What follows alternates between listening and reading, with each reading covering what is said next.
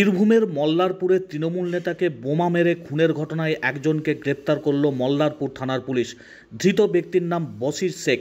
নিহত তৃণমূল নেতা বাইতুল্লাহ শেখের পরিবার ৮ জনের নামে লিখিত অভিযোগ দায়ের করে। একজনকে গ্রেপ্তার করেছে পুলিশ। পুরানো বিবাদের জেরেই খুন বলে মনে করছে জেলা পুলিশ। গতকাল রাত্রে বীরভূমের মল্লারপুর থানার অন্তর্গত বিশিয়া গ্রামে চায়ের দোকানের কিছুটা দূরে বোমা মেরে তৃণমূল নেতা বাইতুল্লাহ শেখকে খুন করে দুষ্কৃতীরা বলে অভিযোগ। রামপুরহাট মেডিকেল কলেজ হাসপাতালে মৃতদেহ ময়না তদন্ত পর তুলে দেওয়া হবে পরিবারের হাতে বলে জানা গেছে। 21শে জুলাইয়ের তৃণমূলের শহীদ সমাবেশের আগে বীরভূমে খুন তৃণমূল নেতা। গোটা ঘটনাকে কেন্দ্র করে রাজনৈতিক মহলে তুমুল আলোড়ন। বীরভূমের মল্লারপুরের বিশিয়া গ্রামের এই ঘটনাকে ঘিরে চাপানুতর শুরু হয়েছে। স্থানীয় পঞ্চায়েত সমিতির প্রাক্তন মৎস্য কর্মাধ্যক্ষ ছিলেন তিনি। গতকাল রাতে খুনের ঘটনায় এলাকায় তুমুল আতঙ্ক। পুলিশ ঘটনার তদন্ত শুরু করেছে।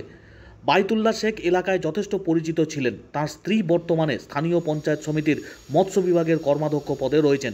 বিশিয়া গ্রামের ওই তৃণমূল নেতার যথেষ্ট প্রভাব ছিল, আর তাকে ঘিরেই রাজনৈতিক মহলে শুরু হয়েছে চাপানুতর। জানা গিয়েছে, রাত্রিবেলায় চায়ের দোকানে দলীয় কর্মীদের সঙ্গে বসে তিনি কথা বলছিলেন। আশপাশ থেকে বেশ কয়েকজন ওই দোকান ঘিরে ফেলে এবং তৃণমূল নেতাকে লক্ষ্য করে পরপর 3টি বোমা ছোড়া হয়। ঘটনার জেরে তুমুল আতঙ্ক।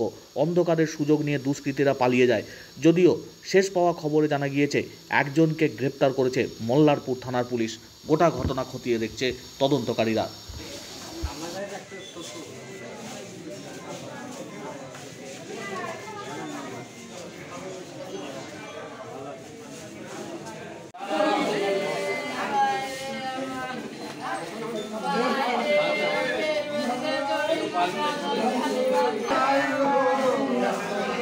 তারপর আমার দুটো বোম লেগেছে, বাইতল তারপর লটন পড়েছে ওখানে। তারপর আবার 2 বোম মারে, একটা বোম বাইতলকে লাগে, ওই একটা বোম মারে। আমরা 2 জন আহত হয়েছে।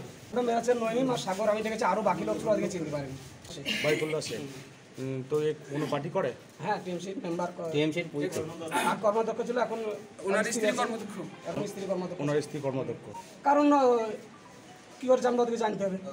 মানে খুনের কোনো কিছু তো কারণ কিছু বুঝতে পারছি। ওদের সাথে কোনো আমাদের বাইতলের শত্রুতা ছিল না, আমাদেরও ছিল না। এখন ওদের সাথে শত্রুতা। বোমা ওই দক্ষিণ পাড়ার